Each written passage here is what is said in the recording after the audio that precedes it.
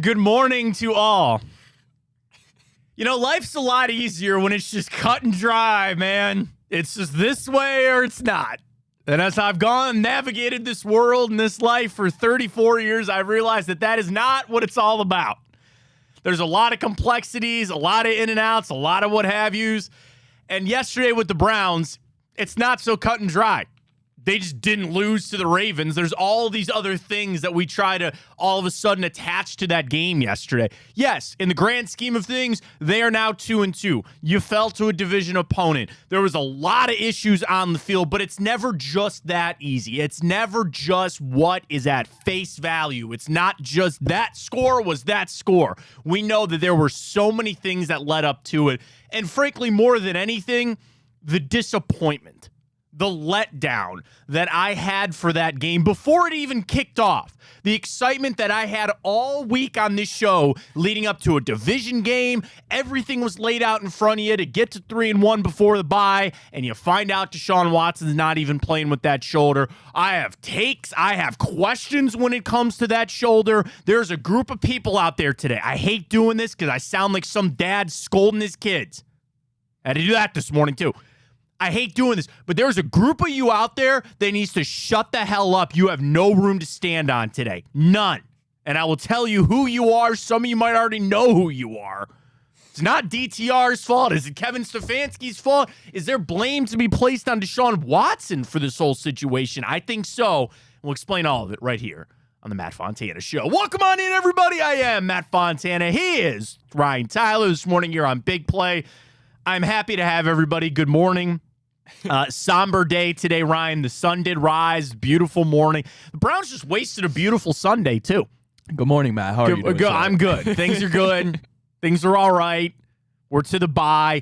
That's the other thing. We got to fester on this for 2 weeks now. There's all these questions. Yeah, Watson will get healthy with the shoulder, we hope. Oh, wait, now we have San Francisco coming down the pipe. I mean, there's a lot from yesterday, and I want to open the show and just be furious and angry, and I tell you, I just can't. I really can't. And I understand that there are people out there that just look at it on the face value. You played the Ravens and you lost. I can't do that. I can't sit here and just sit there and, we played the Ravens, we lost. The question is how much you take out of that game.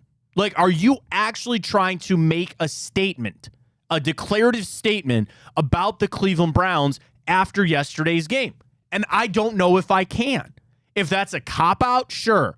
Is that me as a fan trying to guard myself against the pain? I don't know, right? Because I can't sit there and try to say, okay, well, we're screwed. We're not making the playoffs now. Or, oh, the AFC North, we're out. I can't take anything away. I can't take anything away. This is not me being some homer. This isn't me sitting here, well, the Browns are great, and I love the Browns. I can't take anything out of that game. Your starting franchise quarterback 2 hours before the game said he couldn't play. What were they supposed to do? The defense, I thought actually at moments played okay. Lamar Jackson had one of those games. He was feasting. He went into that game, as the Ravens, I'm sure, did, facing a rookie quarterback and said, we're going to smoke them. We're going to smoke them.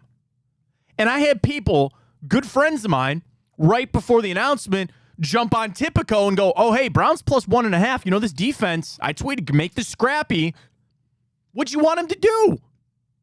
What you want him to do? They got gashed in the run. Hey, news break. We don't cover the tight ends very well here. Mark Andrews has made a career on just beating up the Cleveland Browns. But I look at it in the totality of the game. I can't look at that defense and make a statement. I can't look at that offense and make some sort of statement on how the Browns played. People want to say, well, the Ravens lost to Gardner Minshew and the Colts last week. I got to take on They knew all week that Gardner Minshew was going to play. Gardner Minshew has actually started games in the NFL. That was Dorian Thompson-Robinson's first start as an NFL quarterback against the Baltimore Ravens. What did you want him to do? And people, that wears thin. Fans out there, they don't want to hear that. They don't care, right? Go win the football game. That's all that we care about. That's all that matters. But there's more to it. There is so much more to it than just they played the Ravens and you lost. Then you start unpacking what was Stefanski doing with the game plan, what was going on with Watson's shoulder. I'm almost at a point where I don't want to do it because we need the therapy today and there's a lot of questions. I just want to flush that game. I want to flush that game and not think about it anymore. That's not what the Browns can do. There's a lot of questions surrounding that team after that. But I sit here today and I just chalk it up for what it is. Your quarterback couldn't play and you lost the football game. The defense can only do so much. And they tried, but it's still Lamar Jackson, still Mark Andrews, still a really good football team that you faced in Baltimore. They were banged up, sure. I hate to say this, Ryan, the second they announced Watson wasn't playing, we lost that football game. I knew that. You knew that. Everybody knew that. And we tried to talk ourselves into the defense and what we could see out of Dorian Thompson-Robinson, which is an unfair situation to put him in. I get that. But the second that you found out Deshaun Watson was not playing in that football game, you weren't going to win. You just weren't. The weather was perfect. You didn't have some hurricane to try to slow things down. Unless you had the greatest defensive showing that this league has ever seen, you weren't going to win. Game plan? Yeah, there's a lot that falls on the feet of Kevin Stefanski today about what he was trying to run with Dorian Thompson-Robinson. My comeback to that is he was running the game plan Deshaun Watson was going to run because they thought Watson was going to play. And he didn't. And maybe they should have safeguarded against that better. Maybe Josh Dobbs wins that game yesterday. I don't know. Because there's a lot of people coming out of the woodwork all of a sudden saying it was a bad idea to let Dobbs go and keep Dorian Thompson-Robinson.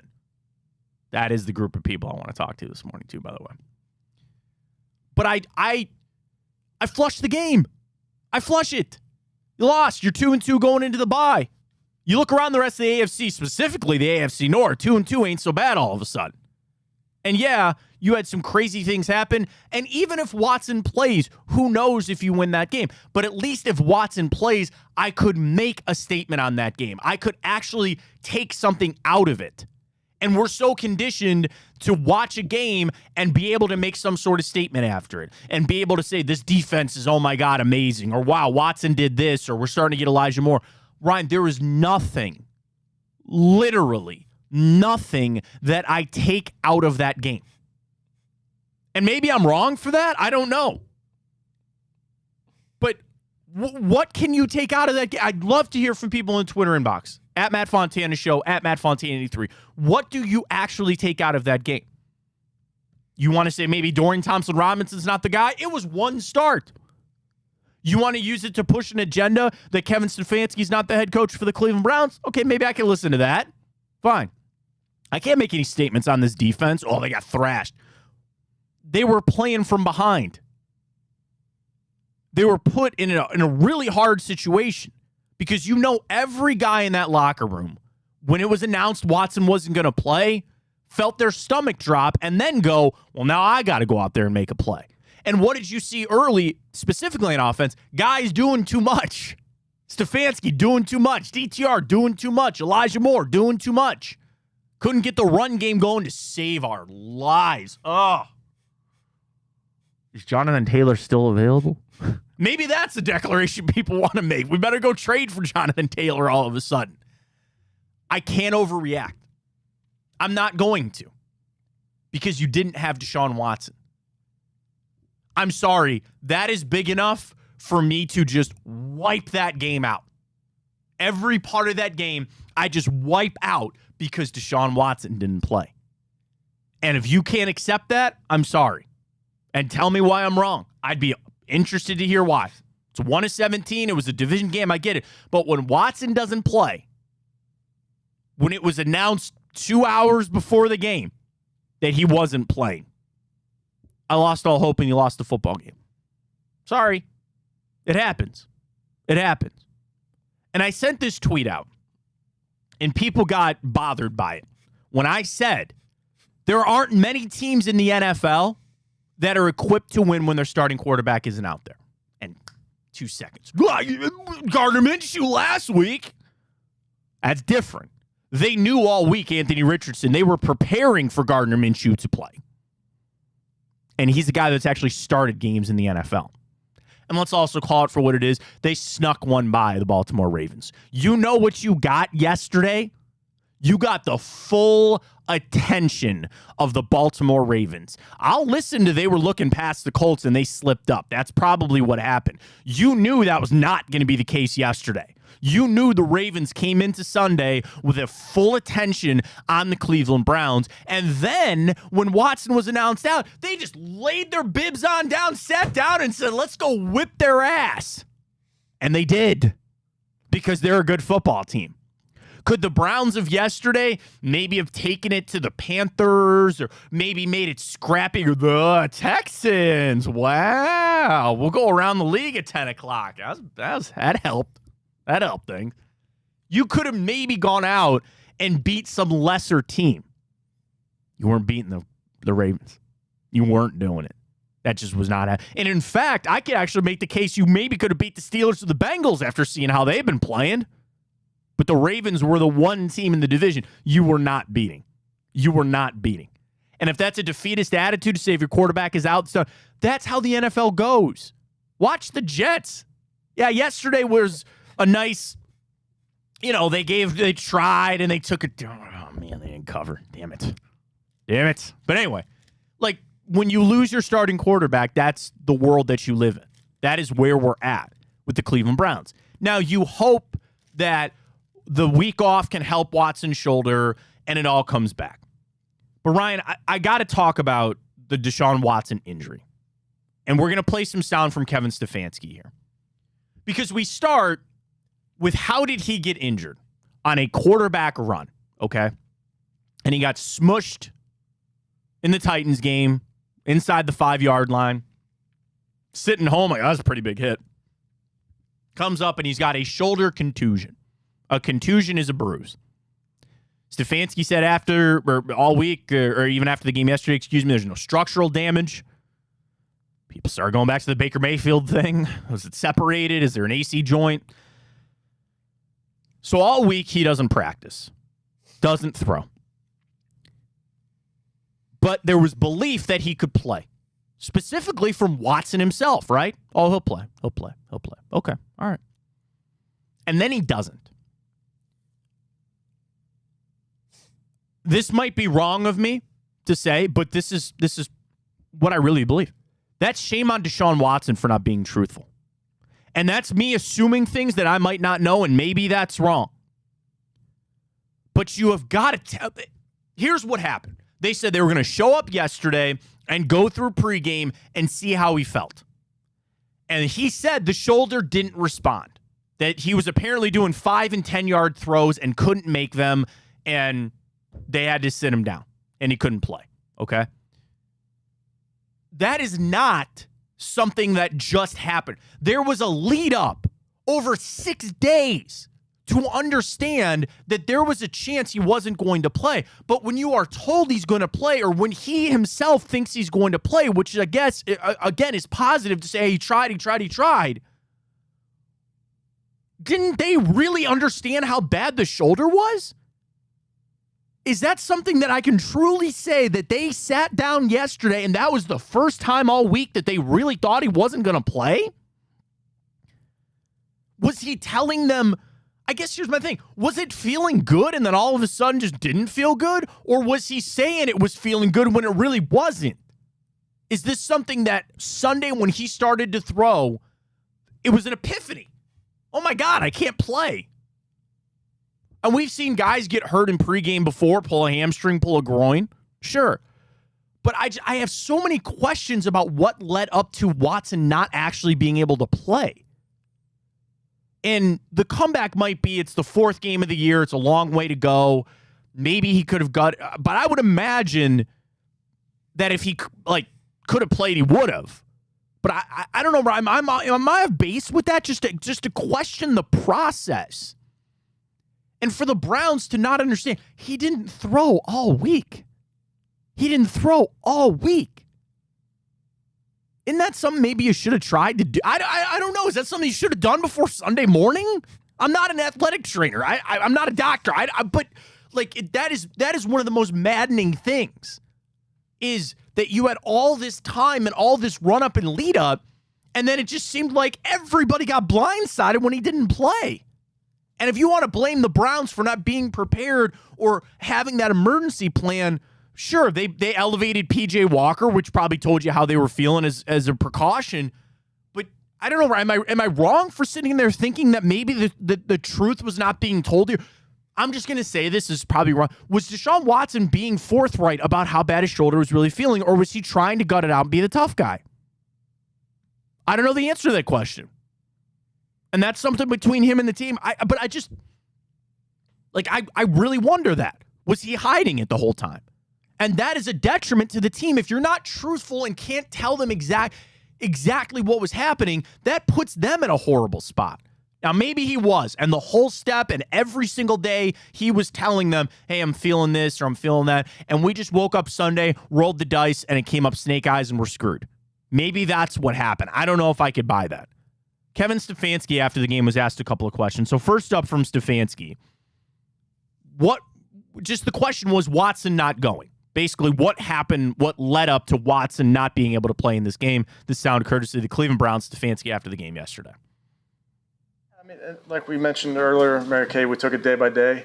Obviously, he did not feel comfortable to be, the player we need him to be. He's very disappointed. He wanted to go badly, but he just did not feel that he could go. Okay, next up, Kevin Stefanski. What happened with the game time decision? Like when it came down to the game time decision, what went into that? Kevin Stefanski after the game yesterday. Hadn't thrown all week, so just felt like it was the right thing to, see him today. And again, he pushed himself. He tried. He did everything in his power to get ready, but just did not feel comfortable earlier this morning and didn't feel like we could put him out there. And then the final one for Kevin Stefanski. All week and even leading into Sunday, were you leaning one way? Were you at least leaning one way of Watson playing or not? This is the cut I really want people to listen to. I think, like we told you all week, it was going to be a day-to-day decision. I came to the stadium today knowing he was going to work out and see how he felt, watch him throw, see how he looked. That's really where it was. He's a human being. He was leaning one way. And probably the way that we were all leaning is that he was going to play. That's maybe hopeful, that's maybe wishful, but also the fact that Kevin Stefanski has more insight. He talks to Deshaun Watson. He talks to the training staff. And as upset as I am on how it lays out, it could truly have been he tried, he threw Sunday, and it wasn't going to happen. That's a tough pill to swallow. That actually bothers me more than anything within that game because that was the game. That was the game. And even if Watson played, you weren't guaranteed to win. The Ravens looked good and pissed off yesterday, didn't they? They looked like a team that was coming to town to take care of business, and they did. So even an injured Deshaun Watson might not have been the cure-all, and you probably still lose that. I don't say probably, but maybe you still lose that game. At least we could walk away trying to make some sort of declarative statement or this, that. But then what we had around, we were doing a show going, well, Watson was injured, or maybe we should have sat him down. All that kind of stuff. Maybe it was just bad luck. It was just bad luck that he didn't play. But I question the process. I just have to this morning on what led up to Watson not playing. Maybe there's no fix. Maybe there's nothing. That was just what happened. He got hit. It didn't respond all week, and he tried to throw, and it didn't happen.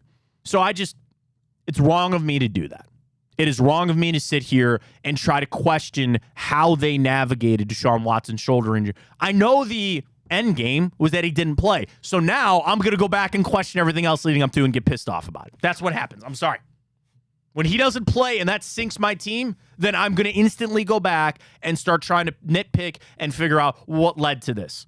You could just simply say, your franchise quarterback was hurt, he didn't play, you lost the football game. Is that crazy of a statement? No. But when you're leaning that he's going to, it would have been easier, Ryan, if they just on Monday said he can't play. And that's not what was going to happen. This wasn't some broken bone. This wasn't something torn. He was injured, as a lot of players are, and he tried to fight through to find his way to the game on Sunday, and it didn't happen. So, of course, I'm going to be upset by that. Where we go from here, yeah, you hope that shoulder gets healed. You hope that a week off is going to be able to magically fix it. Well, we watch a lot of these quarterbacks that are dealing with injuries. And by the way, now Burrow's hurt, now Kenny Pickett's hurt. Kenny Pickett's going to miss weeks now. Is 1 week off going to magically fix that shoulder? Or if he carries the ball one more time, is it going to pop up again? Then there are the why you running Watson so much when he got hurt.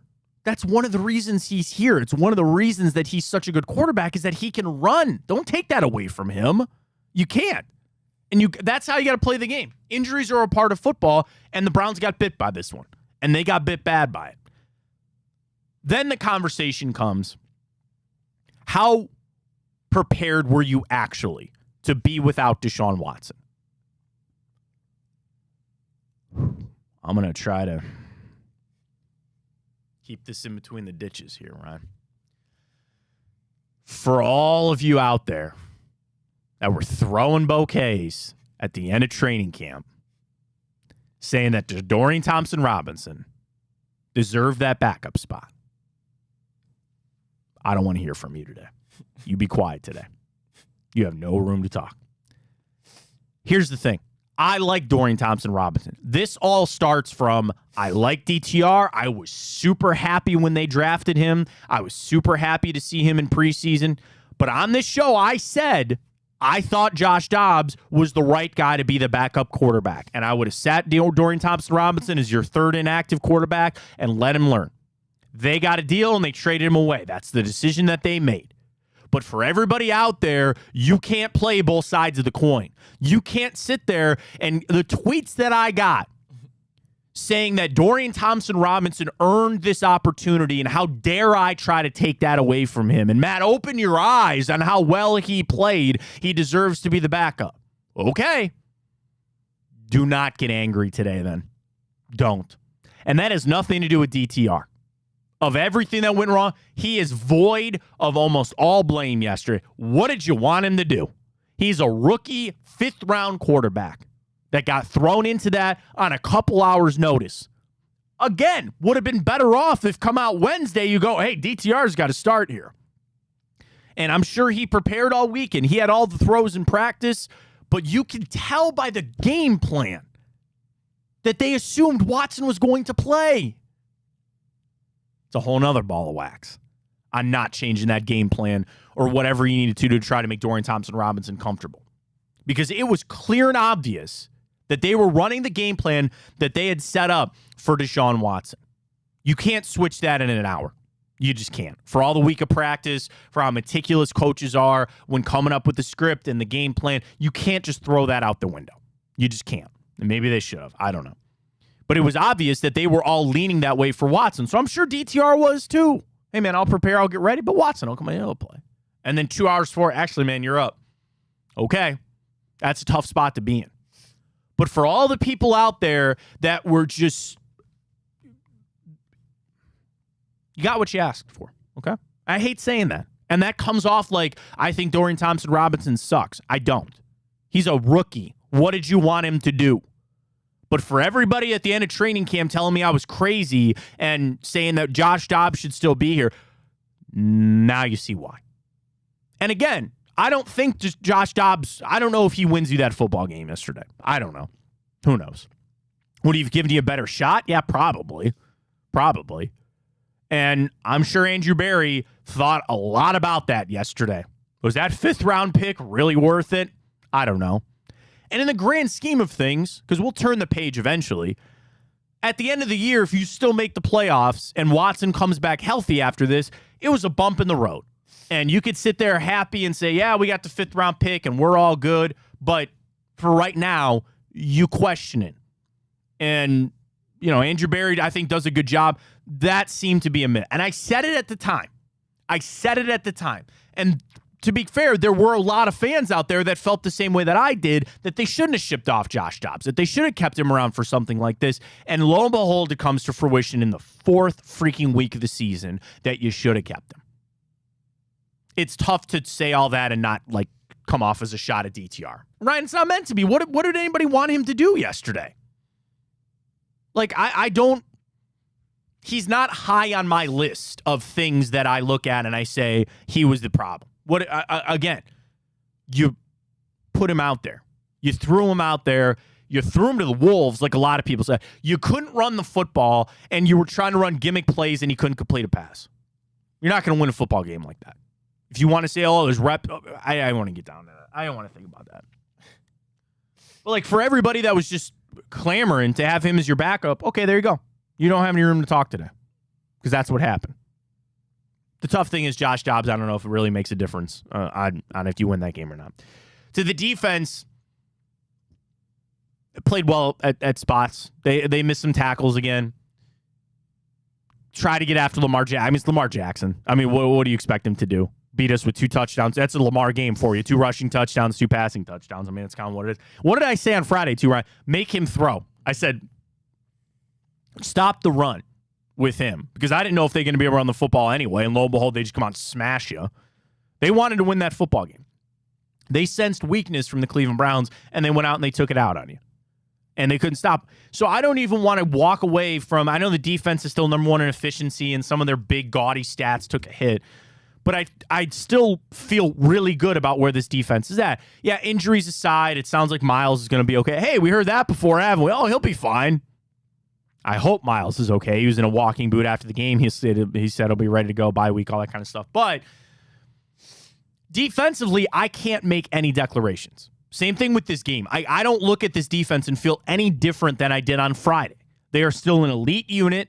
They still have really good players on that side of the football. Jim Schwartz is still the man. And you got boxed into a corner where they started that game knowing if they gave up 10 points, they were probably going to lose the game. You can't play that way. You just can't, especially against a dynamic player like Lamar Jackson.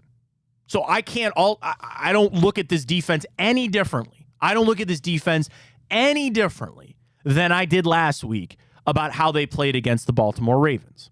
To the injury front, Ethan Posick I'm nervous about because he got hurt, came back in the game, and then he got that knee. It looked like hyperextended as he was blocking. Somebody rolled up into him. That's actually one where they kept the backup. Nick Harris is here. I was calling for Nick Harris to get traded in preseason. I thought you don't need him, right? Okay, fine. No, at least you actually kept Nick Harris around, a guy that can start, or at least was your presumptive starter before he got hurt last year.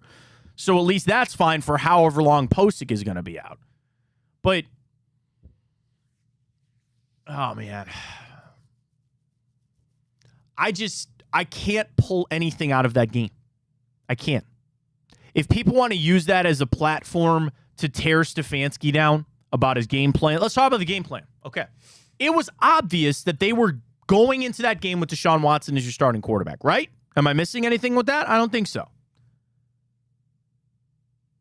You can't just flip it.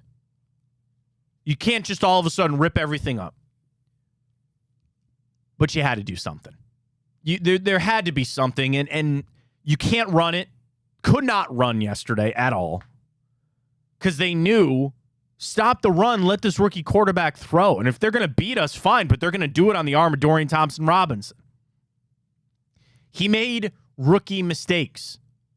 That one interception that he overthrew everybody, I mean, that was about as bad as I've seen. But it all comes back to what? A guy doing too much. This wasn't C.J. Stroud or Bryce Young, who was the starter, knew they were the starter, and they're also playing on a team that no one cares. No one cares, and they're actually playing loose and free. Look at the Houston Texans all of a sudden. That's different. You thrust Dorian Thompson-Robinson into this to try to say, we need you to go win this football game against the Baltimore Ravens on 2 hours' notice. Kevin Stefanski could have put him in better situations, probably should have put him in better situations. I don't know the answer to what, though. This isn't Madden. This isn't something that you just go to a screen and say, hey, I want to run this play right now. It was clear it was set up for Deshaun Watson, and then you were set up to fail. You see the gap. For anybody that wants to make any kind of statements about how good or bad Deshaun Watson is, you see the gap. You know, in baseball, how they do WAR, wins above replacement, and it's you compared to a replacement player? We saw the gap between Deshaun Watson and a replacement player yesterday. There you go. So that, if anything, that could be something to take out of the game, is that's how badly you need Deshaun Watson. Say what you want about him. You need him. You have no choice but to have him. Because if you don't, we're in a world of hurt. We're in a lot of trouble. But with the game plan, there had to be some sort of flip. I never saw it. He tried the people freaking out about the trick plays. That's something to try to take some pressure off of Dorian Thompson-Robinson. Yesterday was a game that we so badly needed Nick Chubb, right? And you can't do anything about that. But how bad did they need Nick Chubb in that game yesterday? You might have had a prayer. You might have had a shot. Didn't have it. You didn't have it. Then you have your wide receivers, like, we even talk about the Njoku thing. I'm glad he's okay. I am. And give him credit for getting out there and playing and all that kind of stuff. I tweeted about the Bauer-Jerome thing. Like, it's just in the World Series, in the playoffs. It's different. I'm just talking about weird ways guys get hurt. And we've heard stories. One that always got to me, remember Jabba Chamberlain? Yeah, I do. He broke his ankle jumping on his kid's trampoline. God, who was it that got hurt on their horse ranch? Was it a baseball player? Do you remember that? I can't remember. Was it Yasiel Puig? There was a baseball player at one point that got hurt on their horse ranch. Like, you cut your hand on a knife making dinner. And for those that don't know, I'm sure everybody saw it. David Njoku suffered serious burns. He was lighting a fire pit. And I wasn't there. I don't know. I'm assuming it exploded. And got him in the face, got him in the hands. He showed up in the mask. That mask was creepy, by the way. How did they let him in the stadium? He had a full mask, and I don't mean to make light of it. I hope David's okay. I really do. But he was wearing a full mask going into an NFL game that has some of the highest security of any sporting event you can find. They just tell people, yeah, I'm David Njoku. Now, granted, it's hard to find guys that are 6'4" and as jacked as David Njoku, but don't you have to show your face to get... I thought that was so weird. He had the mask on. He walked in. He got out there. There was nothing. Again, what did you want him or anybody to do? Nobody really got the football yesterday. Nobody did. But he led the team in receiving on 6 receptions. But, add that to the list. I think I've seen a lot of weird things, man. That was right up there. But I'm glad he's okay. I just flushed yesterday. I just flushed it. And that's hard because we have expectations. You want to go to the playoffs. But that's a game that I just flush. I've got nothing for it. You were without your starting quarterback. You're supposed to lose those games. And for people that want to try to tell me that there are playoff teams that aren't built that way, okay. But that shows you the gap. For as much as I love this team, we still have a long ways to go in the culture, in the standard that they want to set. We are still a long ways away. The positive is we were building towards that. Because when you look at some teams and you want to say, well, could the Chiefs win without Patrick Mahomes? Well, they did, right? Remember when Chad Henne had to come into that game? Okay, fine. Could the Dolphins win without Tua? Could the Bills win without Josh Allen? Could the Eagles win without Jalen Hurts? Those teams are the upper echelon teams. And you might be able to find a way to say yes. But the difference is the backup that they have, if it's a veteran guy, and yeah, the culture around the team. Because I have a hard time believing that the Browns just were not shell-shocked and went out and had nothing. You know what I mean? Like, if all week you knew that Dorian Thompson-Robinson was going to play, then you maybe had a puncher's chance. That's not what happened. And that gets back to what led to Watson not playing and how it was handled all week when it comes to his shoulder. I'm angry, I'm upset. I don't want to be because I'm just flushing this game. But more than anything, Ryan, the thing that bothers me more than the game is the freaking shoulder. How did that happen? How? He didn't throw all week. And there's protocols on how to address a calf strain, how to address a concussion, and how to address a shoulder contusion, which is what he has. That's it for me. The fact that we got smoked by the Ravens with a rookie quarterback on 2 hours' notice, that is actually so secondary for me at this point, which is weird. It's really crazy. My bigger answer that I need is, how did Deshaun Watson not play in that game? And if he was too injured, which I believe, there's no part of me that believes that Deshaun Watson could have played in that game, because I think he could have. If he could have, he would have. And he didn't. I believe that. But it's that what led to that. And I guess it comes back to stop running him. Because now with this shoulder injury, it is apparent for the rest of the season, people are going to freak out when there's designed runs for Deshaun Watson. And that bothers me because that's part of what he does. That is supposed to be an element of his game that propels him towards that eliteness. He's supposed to be a guy that can move and run. Yeah, he can get out of the pocket on scrambles, and that's great.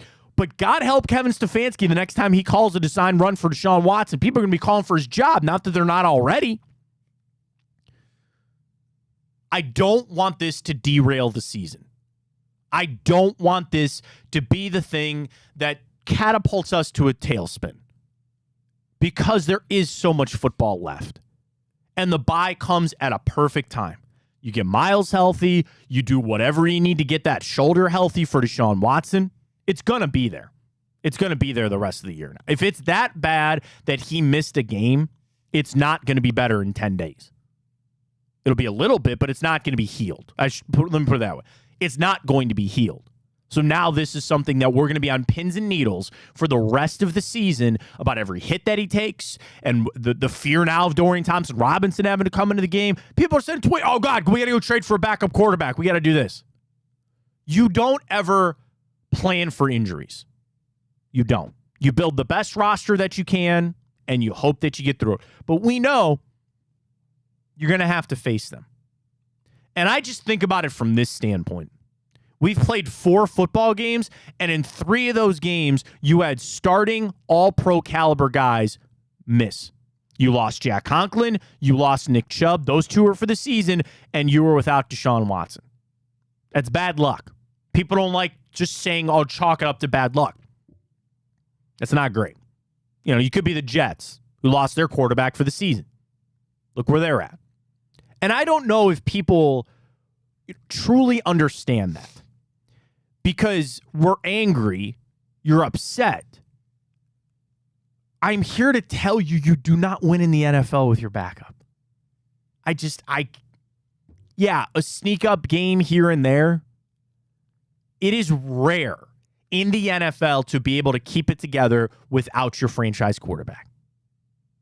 How do you think Pittsburgh feels having to turn it back over to Mitchell Trubisky? Their season looks about cooked, right? We hope Watson can come back. But there are too many people out there today that I don't think, Ryan, are giving, I'll say, credit, but they're not giving enough to, you are without your franchise quarterback. If that's a bad answer, if you can't accept that, I don't think I have anything for you. And we'll be upset, and we'll be pissed off. We'll have to stew on this for the weekend. And then you turn your attention to the San Francisco 49ers. And the MVP of the league right now, which is Chris McCaffrey. It's insane. And we'll have plenty of time to talk about that game and get to that game. And maybe this is our Twitter question. I'll leave this up to you, Ryan. Am I wrong for just chalking up you didn't have your starting quarterback? And you lost that game because you didn't have your starting quarterback. Am I wrong for accepting of that? Am I wrong for just accepting that you didn't have Deshaun Watson and you were going to lose that game? They did. That's what happened. We're so conditioned to coming after a game and trying to make up this, all right, this guy played well or this guy didn't play well or where we're going from here and all that. And I flush it. You know the stories about Belichick burying the tape, burning a football or something like that? Do that.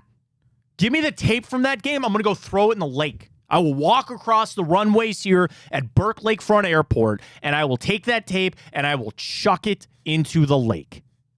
Because that's how I feel about it. There's nothing I want to. I rewatched the game, and I'll probably do it again as I normally do. I make no statements. I don't. Oh, Matt, you can watch how the offensive line played, or, Deshaun Watson doesn't play defense. I'm talking about the culture of the team. The shock of the team that when they found out Watson wasn't going to play, chalk it up.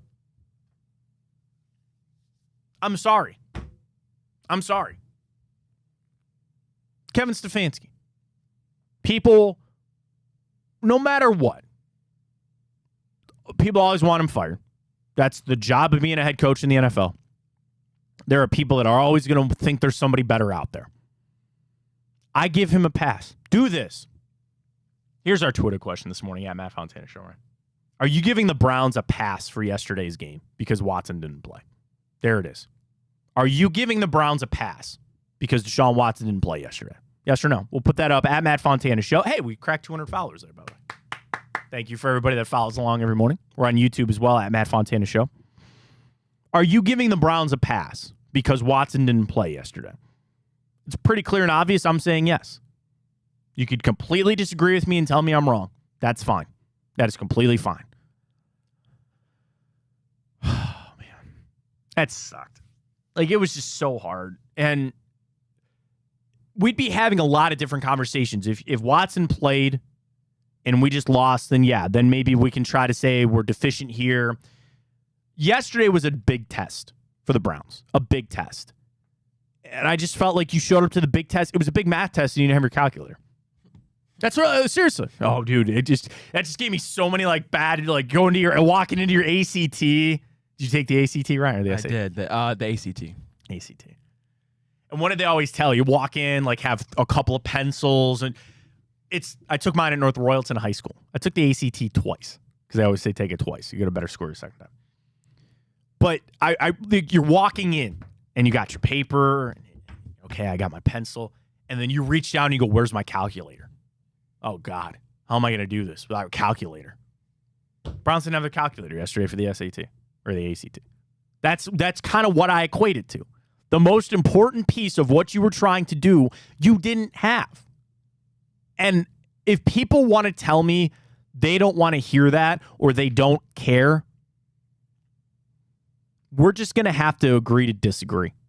Because you're going to just tell me that it was a game that they could have won, or they could have done this, or that's what they get for not having Josh Dobbs, or the biggest piece of your team, the most important position in all of sports, you didn't have, and you found that out 2 hours before the game. I'm sorry, I give him a pass. The players, Stefanski, everybody. I give it a pass. I am so much more questioning the process that led to Watson not playing. That is what I am more interested in about.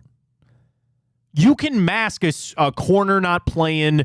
You know, if David Njoku couldn't play in that game yesterday, you understand pretty much every reason why. It's not the quarterback. It was the perfect storm of the most important position and the worst timeline that you could ask for. You cannot tell me this morning that the Browns weren't assuming Deshaun Watson was going to play. I refuse to believe anything else. And if that's shame on them, so be it. I assumed that. Everybody did. The difference is I sit on my couch and do this for my job. I'm not the Browns. I'm not the coach. I'm not the play caller. And I'm not the one talking to Deshaun Watson. This is wrong of me to do, but I got to be honest. Is there blame on Deshaun Watson for how he handled this? Would he have been better off being guarded all week and saying, I hope to make her, I hope to play? Not, I'm good. I'm good. I'm going to question that. After what happened and what led up to 2 hours before the game, him not playing, I'm going to question it, Ryan. Am I wrong for that? Am I wrong for questioning the process of Watson not playing? No, not at all.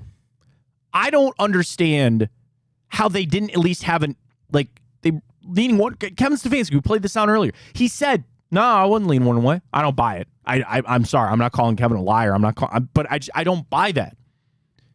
they were leaning towards him playing. And maybe they need to revisit on how it led to. I don't know. I don't know. But I look at this game and I got nothing. We'll talk Terry Francona at some point. That's pretty big news, right? He's done. Guardian season over. You're on the search for a new manager. It's important stuff. Like, the Browns, they're 2-2. Going into the bye. Had some good things in those 4 games. Had some bad things in that 4 games. If anything, I'm more upset about the Pittsburgh game. Should have won that game. And then we'd be in a little bit of a different spot. I'm also wrong for this. Assuming that this won't happen again. Right? To just sit here and chalk up a 17-game schedule to say you're going to have one game that is just a cluster blank. And that was that game. I could be wrong. This could be something that at the end of all of it, that happens again, or we miss the playoffs by one game. But I'll tell you this, and remember this, that if it really came down to at the end of the season, we missed the playoffs or we missed the AFC North by one game, I will be forever more pissed off about the Pittsburgh game than yesterday's game. Because you had Nick Chubb's injury was bad, and that rocked everything. But Deshaun Watson was still in that game. And as any fan of any franchise anywhere, I'm putting it on the quarterback. It's all about the quarterback. It always has been and always will. And that's what the Browns lost out on yesterday. They lost the game when they didn't have their quarterback out there. All I can do is hope that that is not something that happens again. And hope that somehow his shoulder over the week off is better. But Ryan, it's just, they didn't have Deshaun Watson and they lost the football game. That's what happens. That's exactly what happens. So you put a rookie in there, he got smoked. The rest of the team had nothing for it, and you lost the football game. You tried the first quarter, you thought maybe, okay, we got a prayer here, right? And then they come out and score 2 touchdowns in the second quarter, and you knew it was over. You knew at 21-3, that was it. And I'm not even saying that the Ravens let up, but they knew. I mean, they had Anthony Brown in the game at the end, did they not? Or Tyler Huntley, not Anthony Brown, Tyler Huntley. Tough one, man. It's tough. And that's the thing. This morning is tough for different reasons. It's tough not because, like, we lost. That's hard. But it's tough because, like, I guess more how they lost. And just the fact that it'd be easy. This is weird. Like, it'd be easier if you lost that game with Deshaun Watson in there, right? Because you just lost. Like, the Ravens are just a better team.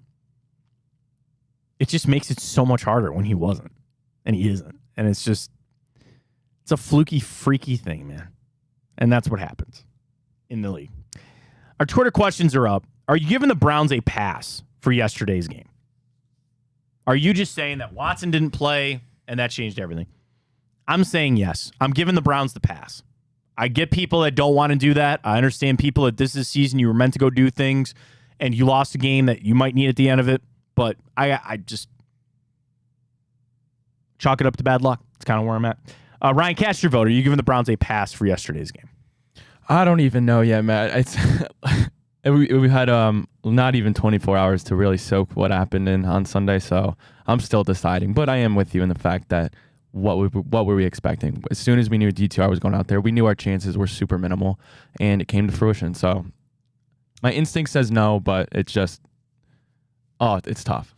Dallas tweets, Coach wasn't ready for his rookie quarterback. Yeah, I guess, like, if you want to put it on Kevin Stefanski, I understand. And that's maybe more of his job to understand that Watson might not have played in that game. But I'll tell you this, no coach goes into any game ever having 2 game plans.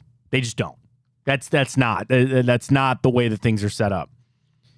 And the other thing, this is going to come off like so negative and I'm going to come off like such, and I don't mean it to be that way. Remember when everybody goes, oh, man, DTR really fits this offense, and he's just like Deshaun Watson. Well, yeah, there are some physical similarities, but you just see the difference. You see the difference between Watson and DTR, even when Watson wasn't playing all that well. Let's talk about that. The bigger thing, too, I hope this doesn't derail what I thought was an upswing on momentum for Deshaun Watson. We came out of that Titans game going, okay, man, maybe we turned the corner on this, or maybe we've started to figure some things out. What I can't have happen is he missed the Ravens game.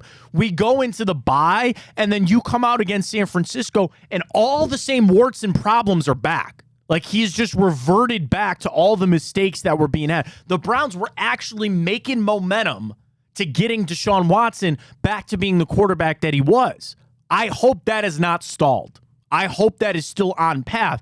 But the problem is, yeah, you will then be going 2 weeks without playing football, and you welcome in one of the scariest defenses in the NFL. Frankly, one of the scariest teams in general, but I'm talking more specifically the defense of San Francisco.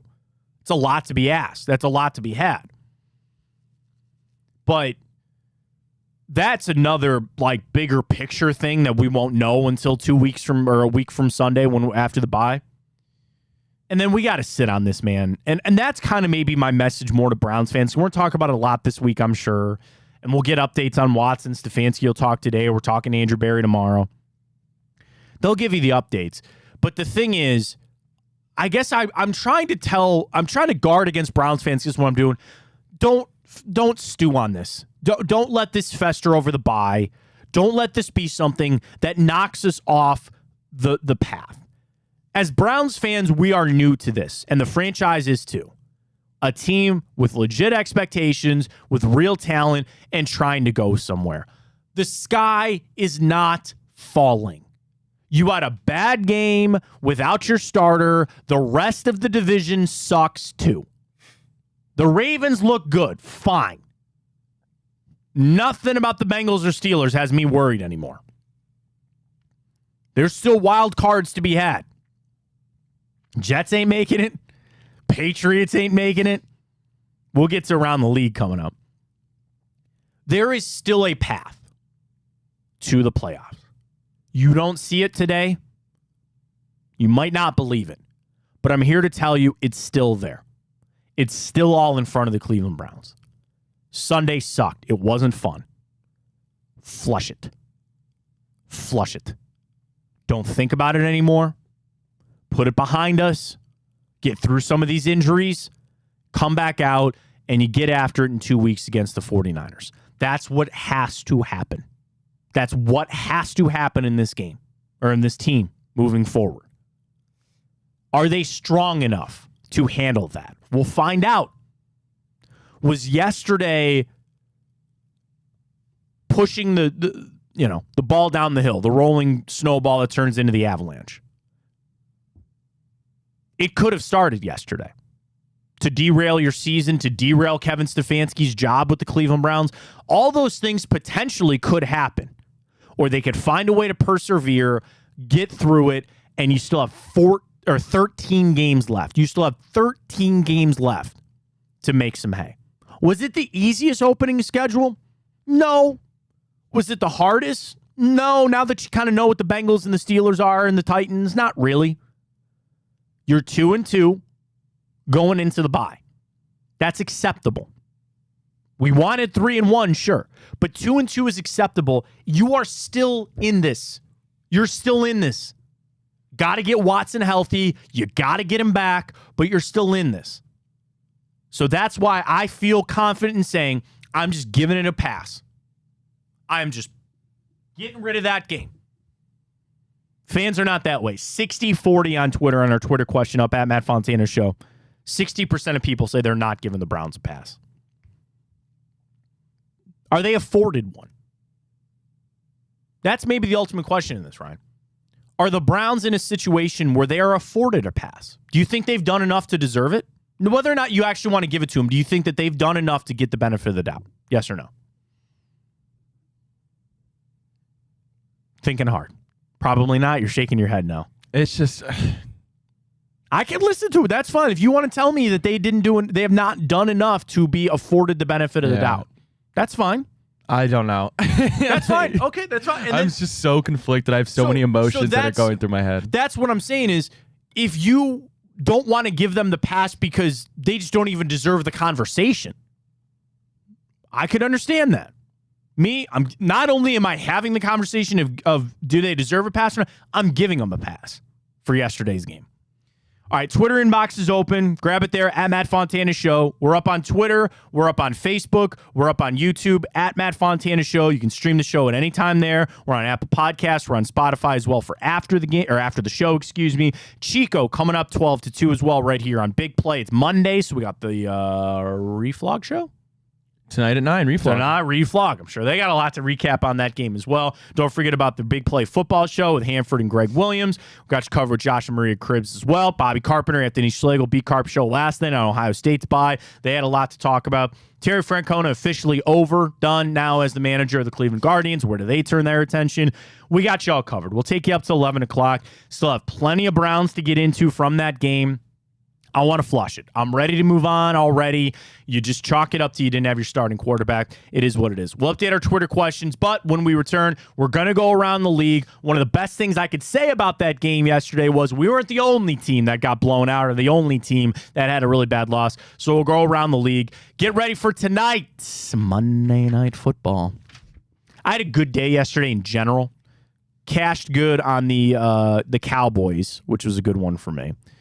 Lost out on the Chiefs. I actually took them on an alternate 10.5. They don't cover. They get the win. They don't cover, though. But get signed up with Tipico, folks. It is the best. You get the free bonus bets when you deposit $50. Use that code BIGPLAY150 on Tipico. You get those free bets. You throw them down. You mix up some parlays with Ryan and myself. I got to do the scores. I'll do the scores here in the break and see. I think we had a pretty good weekend. But nonetheless, get signed up with Tipico. BIGPLAY150 is the code. You get those bonus bets. You get the futures bets. You got it all lined up right for you there. Tipico, Big Play 150. You can bet with the Big Play crew all season long with our friends at Tipico Sportsbook. Let's catch a break, recompose ourselves just a little bit. We'll go around the league. We'll do it next.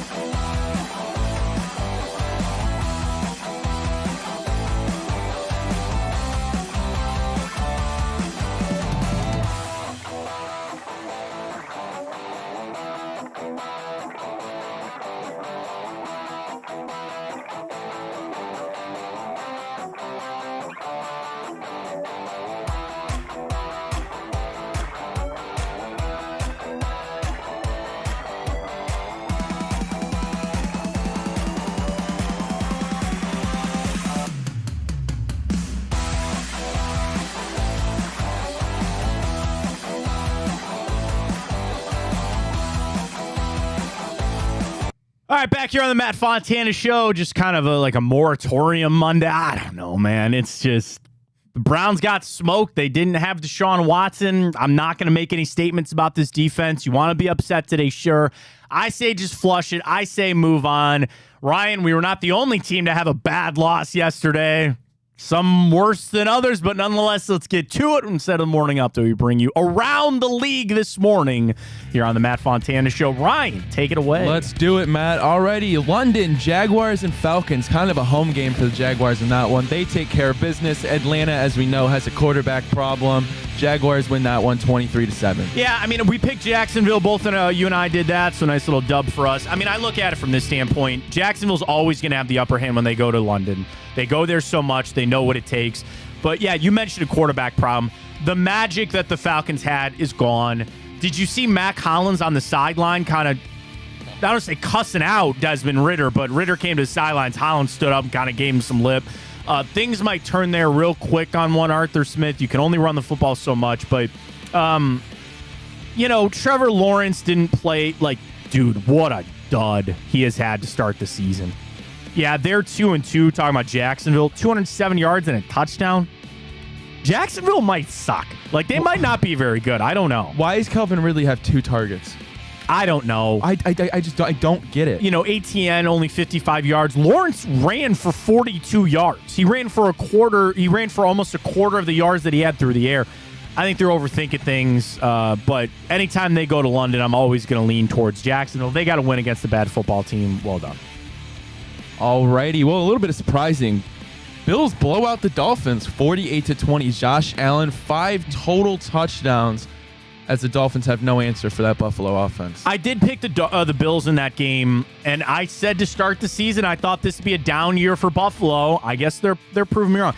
The reason I felt like that was more for Buffalo, that game was everything to the Bills. For the Dolphins, they're still riding high. They still were just kind of, it was in Orchard Park. Like, that game was everything Bills. That was almost like their Super Bowl for them.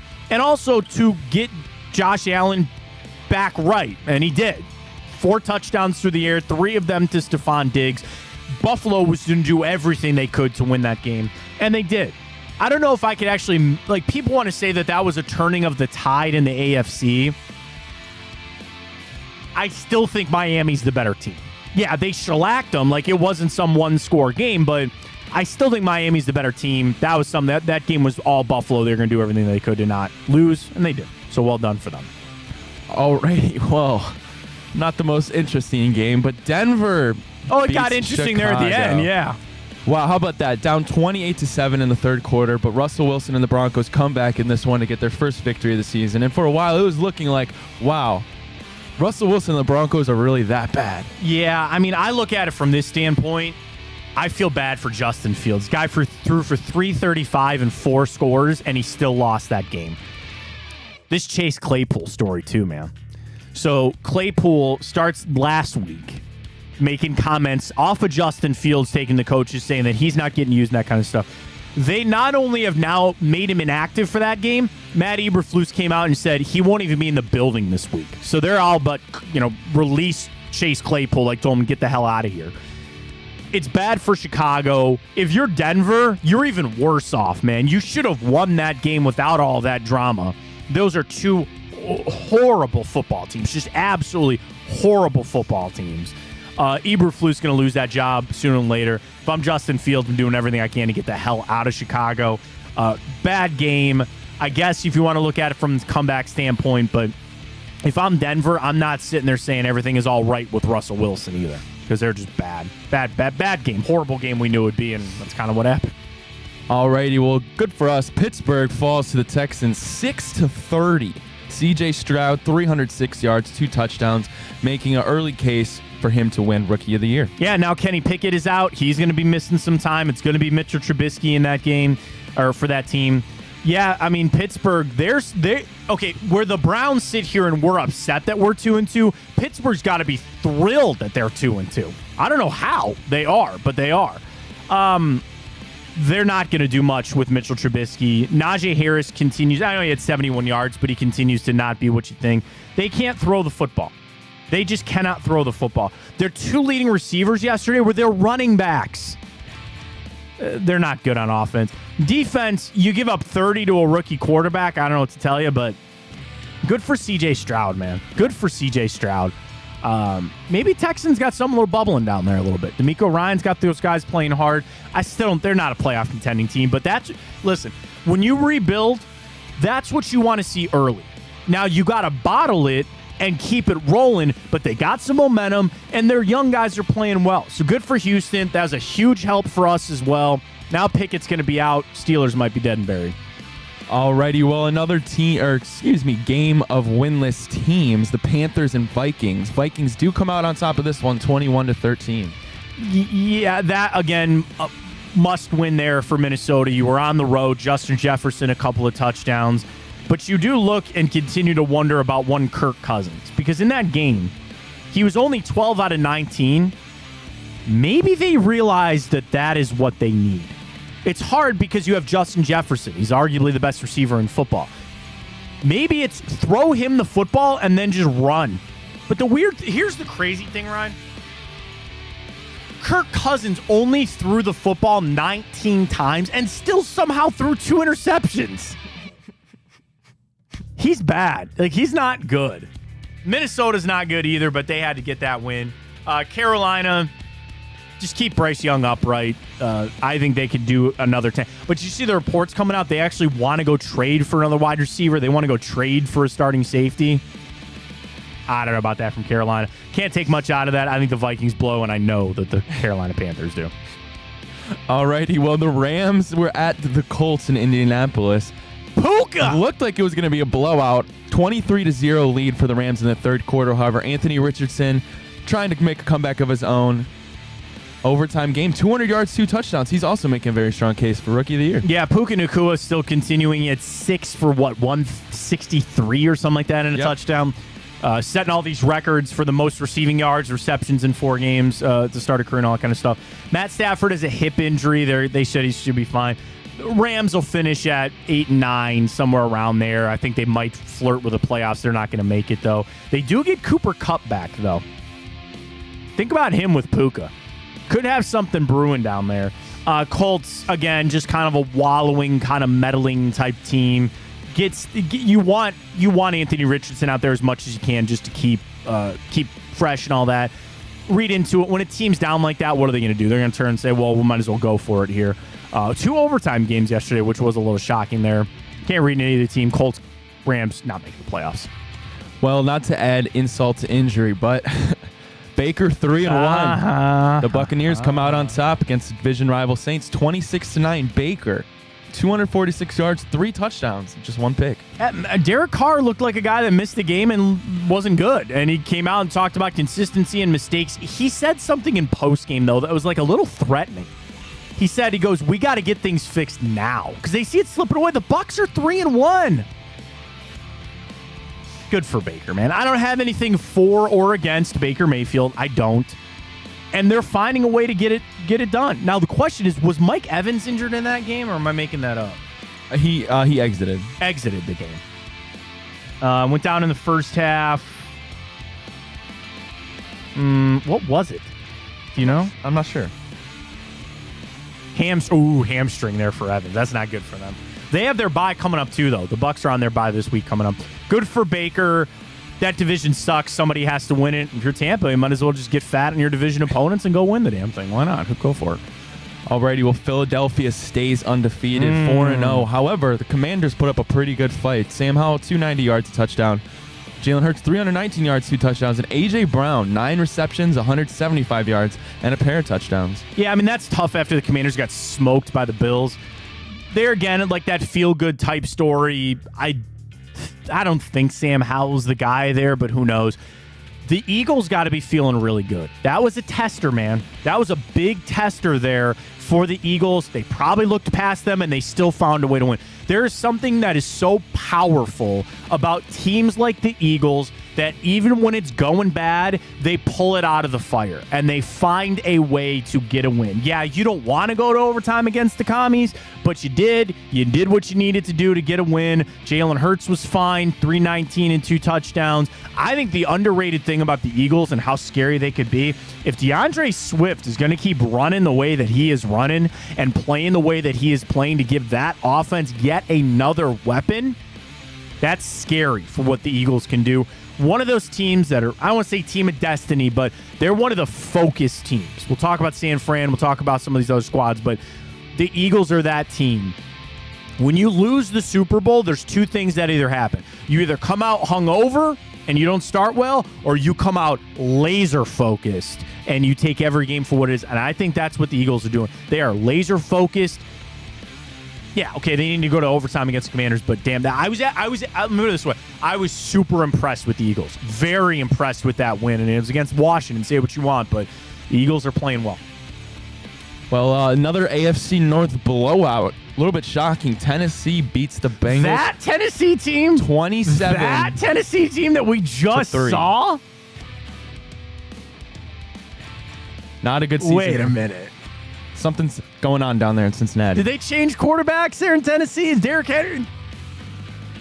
They are in a world of hurt. And now Jamar Chase starting to drop they're not using me. I'm open. They're just not getting me the football. Yes. Who's that guy from The Simpsons? I don't watch The Simpsons. The meme where he just sits there and he goes like this. I think Mr. Burns. Yeah, Mr. Burns. Yes.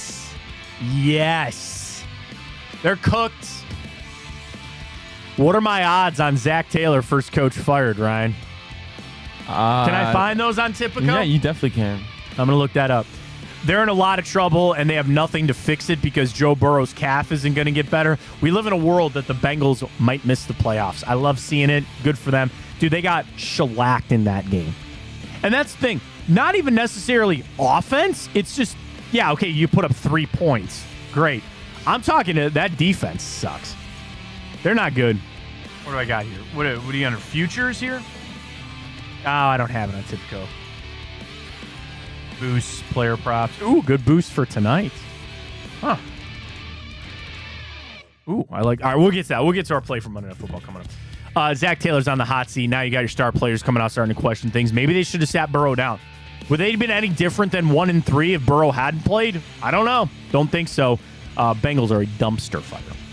Alrighty, well, the Chargers win back-to-back games, get back to 2-2 over the Raiders. They hung in there. Not bad. Yeah, I mean, the Raiders, they're going to cost you.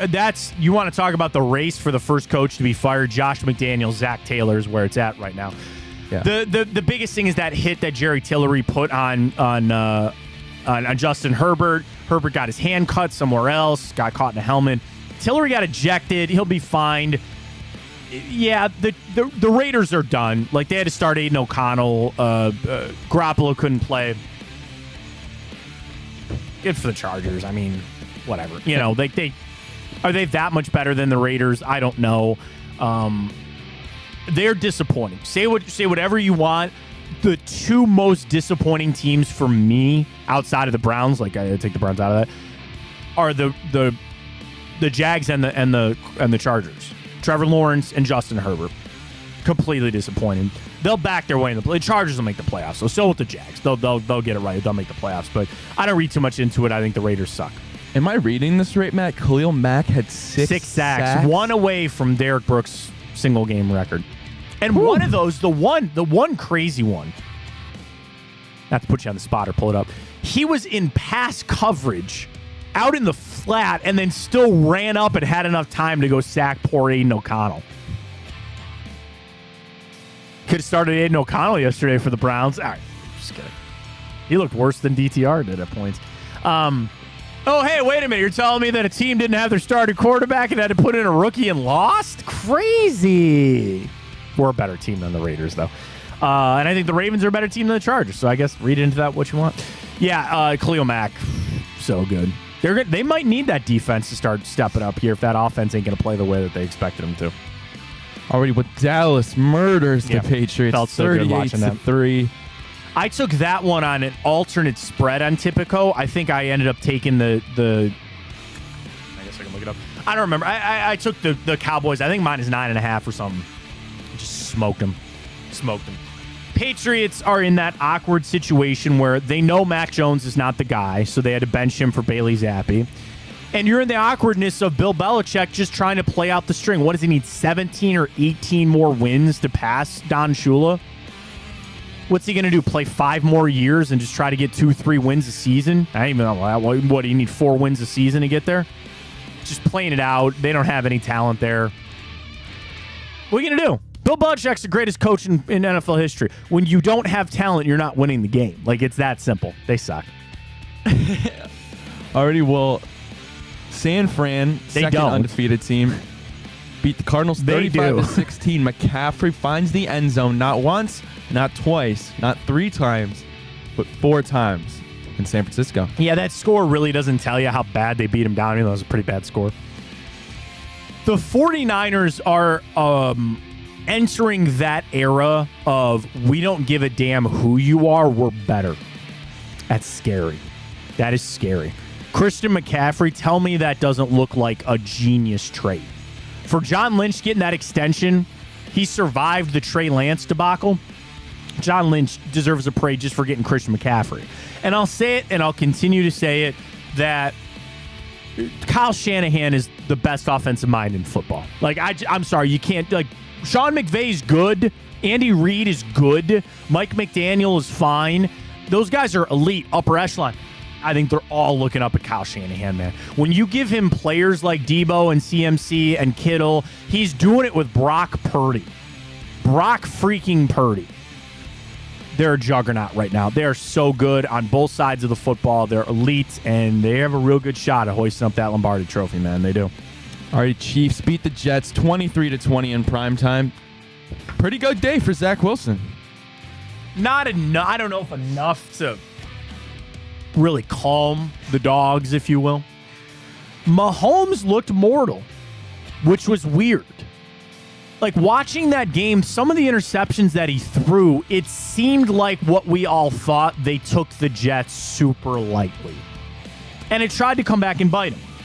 Yeah, you know, they might try to say, okay, we saw a little bit from Zach Wilson, that's fine. If Mahomes doesn't throw those interceptions, and I know the Sauce Gardner one, and C.J. Mosley dropped another, Mahomes looked like a guy that didn't give a blank. Tell me I'm wrong. Like, Patrick Mahomes played that game as a guy that just really didn't look like he gave a blank. And that's what happens. You're going to throw picks, and you're going to not close to losing that game necessarily, but it was a close game. Give credit to the Jets, I guess. They're fighting. They're trying to keep Robert Saleh his job. Probably not going to do it. That was a game that they got all up for. You were home. It was Sunday Night Football. I'll choose to go with that the Chiefs took them lightly. The Jets gave them everything that they could, and it wasn't enough. Isaiah Pacheco is very good. I don't know why they even split carries anymore with Clyde Edwards-Helaire. Just give Pacheco the football. You kind of mix in Jerick McKinnon. Sportsbooks were happy, though. How many people, just me included, just railed the Chiefs minus 7.5 or even an alternate line, and also railed Travis Kelce anytime touchdown score. And he disappeared in that second half. Just like gone. I don't know. It was a weird game. It was a weird game. If I'm the Chiefs, I don't actually feel real good about it. It was just a weird game. They got the win, and I think the Jets are kind of into purgatory. They'll continue to try to piece it together with Zach Wilson. I will say this, at least it calmed things for at least a week about trying to bring in another quarterback and all that other kind of stuff. So read into what you want. I read into the Chiefs didn't take the Jets serious. Jets gave everything they could. It was a close game. All right, we will get to our picks for Monday Night Football coming up a little bit later with our friends at Tipico. Again, use that big code BIGPLAY150. Let's turn our attention back to the Browns. Got some tweets in the Twitter inbox at MattFontana83, at MattFontana Show, and we'll update everybody on our Twitter question. Are you giving the Browns a pass after yesterday's game? Are you just saying they didn't have Deshaun Watson? We just kind of go with that. What were you expecting him to do? Do you give the Browns a pass for that? We'll update that. We do have to talk a little Terry Francona, managed his last game for the Guardians yesterday. We got all that coming up. We'll take you up until 11 o'clock right here. Matt Fontana Show. Big Play, Twitter, YouTube, Facebook. Get the podcast on Apple and Spotify. Plenty coming up. Stay with us.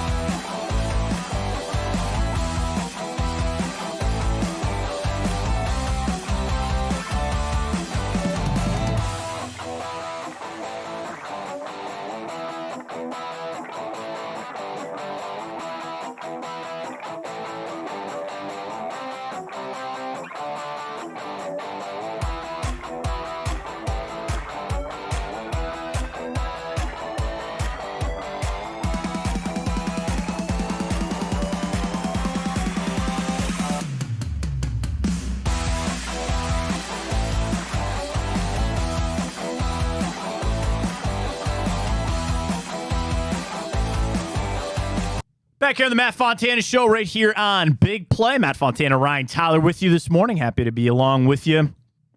Kind of sucks. Today just kind of sucks. And even starting now, Ryan, but certainly tomorrow, we're going to turn our attention moving forward. And people, I've gotten the text this morning. I've got it in the Twitter box. Brown, it was just a bad game. Like, it was just a sucky game. And sometimes you have those. The thing is, the Browns got to weather this. We have to weather this, and they're just got to move forward. They just have got to find a way to move forward and be better about it, and I think they will. The question that a lot of people are going to this morning is, what could Kevin Stefanski have done differently or better? Because when you watched a rookie quarterback play the way that he did, people want to make a statement about Kevin Stefanski as a play caller. I start this by saying, I'm a Kevin Stefanski supporter. I think he's good at his job. You got to understand what he was working with. But that's what people have a problem with. You have working with a rookie quarterback, and you were still putting him in bad situations with bad play calls. I don't know, Brian. How much are you placing the blame on Kevin Stefanski this morning? Like, when you sit here and think about all the things that went wrong, how much are you putting on Kevin Stefanski this morning? It's just so tough because it's like, what are you supposed to do? The Ravens are such a smash mouth, right in your face team. You have a rookie quarterback making his first start who, like you said, a couple hours notice. And I agree, there was some questionable play calling, as this seems to be the case every game. So sure, I'll attribute some blame, I guess. In short answer, that's my answer. Some blame. Well, and that's the problem. Stefanski, people are always going to look at him. You're the head coach and you're the play caller. And they don't want to hear that Deshaun Watson didn't play. Like, yes, you take that into account, but you still lost the football game. So people are instantly going to look at it and try to say, well, Stefanski could have done more or should have done more. And I just don't know if I feel that way this morning. I don't. You can't just rip the game plan up. I guess he could have made, I don't know. I don't know. I have no idea what he could have done differently. You couldn't run the football. That was apparent. If anything, to help your rookie quarterback, you want to be able to run the ball. Couldn't do it. You just couldn't do it. So then eventually you were going to have to put it on the arms of DTR. That game yesterday, if you were going to win, was always going to be on Dorian Thompson-Robinson. He's quarterback. You have to have made some sort of plays, or at least not hurt the team. And unfortunately, he did. Couple interceptions. How many times was he sacked yesterday? 4? Hang on. 3. Oh, I'm sorry, 4. No, 4. I was right. 4 sacks, 3 interceptions. Dude. QBR of 18 there for Dorian Thompson-Robinson. You know what he played like? A rookie quarterback getting his first start in 2 hours' notice. Like, if you want to try to ask yourself what Kevin Stefanski could have done differently, I don't know if that helps. I don't know if there's anything you can do. That was always a lose-lose situation. Unless somehow Dorian Thompson-Robinson lit it up and you won the game and you go to Kevin Stefanski and say, oh my God, you're a genius. That didn't happen. So no matter what, if you put Dorian Thompson-Robinson into that game and you start to air it out and you try to go win the game with the strategy that you had for Deshaun Watson, you're going to lose, and what happened, and people are going to call you crazy and they're going to call you an idiot because you tried running the game plan you had set. Conversely, you take the ball out of Dorian Thompson-Robinson's hands, you throw short passes, and you run it all the live long day. People are going to scream at you, well, you got to open it up a little bit. You got to go try to win the game here. You got to put it on DTR. It was lose-lose. How many times did the Browns run the football yesterday? 25 times. Ford had 9 carries. Strong had 5. He had 49 yards with that 140-yard run. Kareem Hunt, nothing. 5 for 12. You're not winning the game that way. I don't know if you could win the game with Deshaun Watson with running stats like that. And maybe that's where, if you want to sit down and discuss about where the run game is for this team without Nick Chubb, that's something, that conversation will be had in Berea this week on the off week. Do they truly need to address that running back position? Do they need to go, I'm not saying trade for Jonathan Taylor. It's always seemed to be in there. It's always something that keeps coming back up. But that's something that you can take away from this. Were they stacking the box? A little bit. So you want to take that into account. Offensive line, you were banged up. You lost Ethan Postic. That's going to be a big one today. I'm waiting to hear from Kevin Stefanski. He said, dude, he's got to get an MRI. You got to get an MRI in a knee. It's probably not good. But Kevin Stefanski is at this point of his career where you have probably made your mind up on him. You have. And that's fine. You're 3 seasons in. You have the 1 playoff appearance, the 1 playoff victory. You have had turnover at the quarterback position. You frankly have had some turnover now in offensive skill position players. And if you even want to take a total look at the team, penalties or this, or you got to give Stefanski a little credit for hiring Jim Schwartz, as great as the defense looks and all that. But you have probably made your decision on if you think Kevin Stefanski is the right head coach for the Cleveland Browns.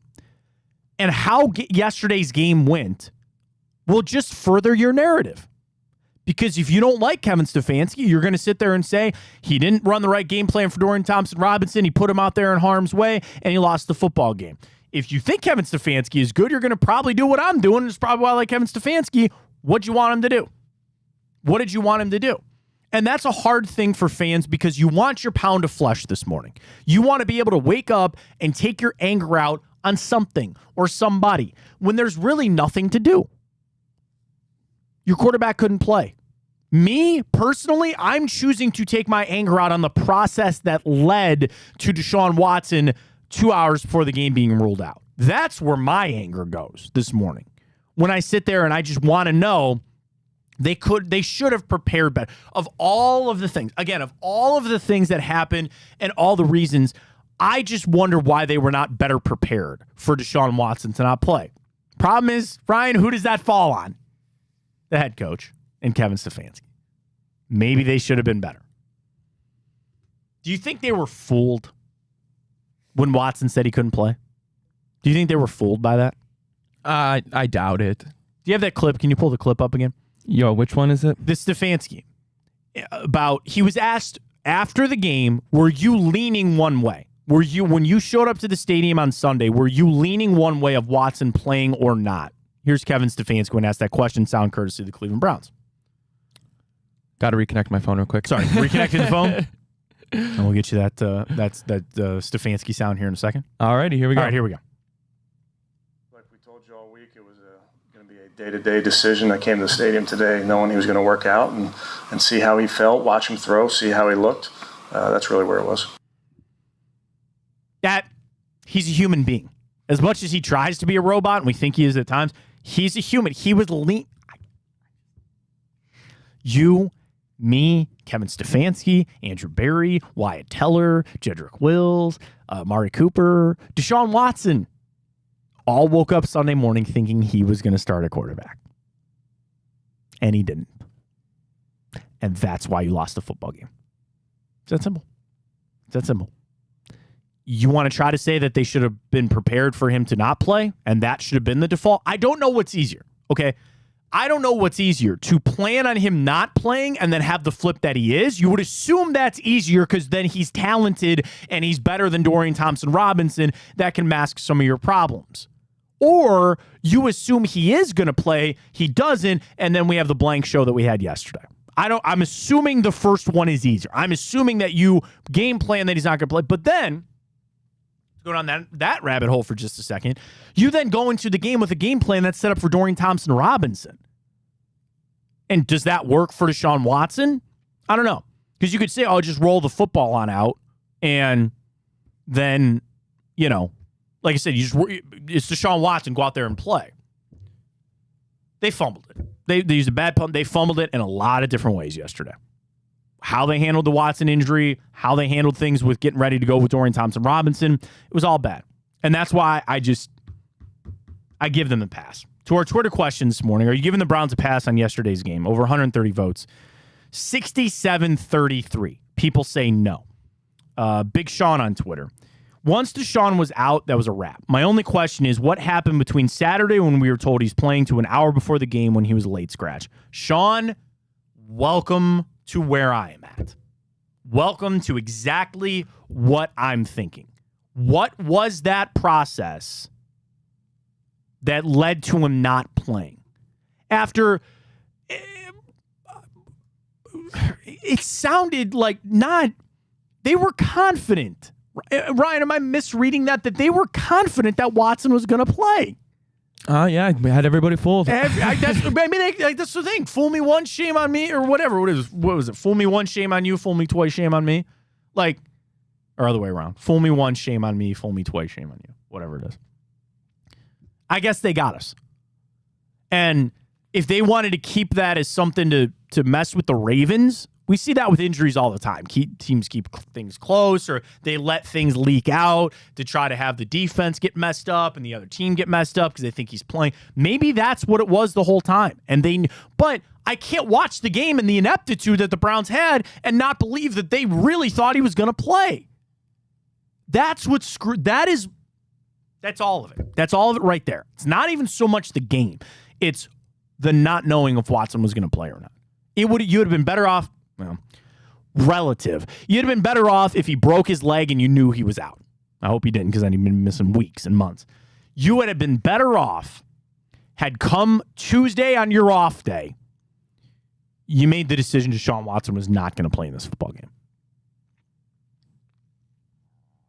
Here's the elephant in the room. Baker Mayfield. We've seen this happen before. And I saw a bunch of snarky tweets about franchise quarterbacks and shoulder injuries, and maybe he should have worn a brace. Oh, yeah. Bring back some bad memories, man. But that's a little of the game that was getting played. Are you playing or not? Are you in or are you not? And again, I want to believe that Watson gave every effort to get in there and go, but he just couldn't.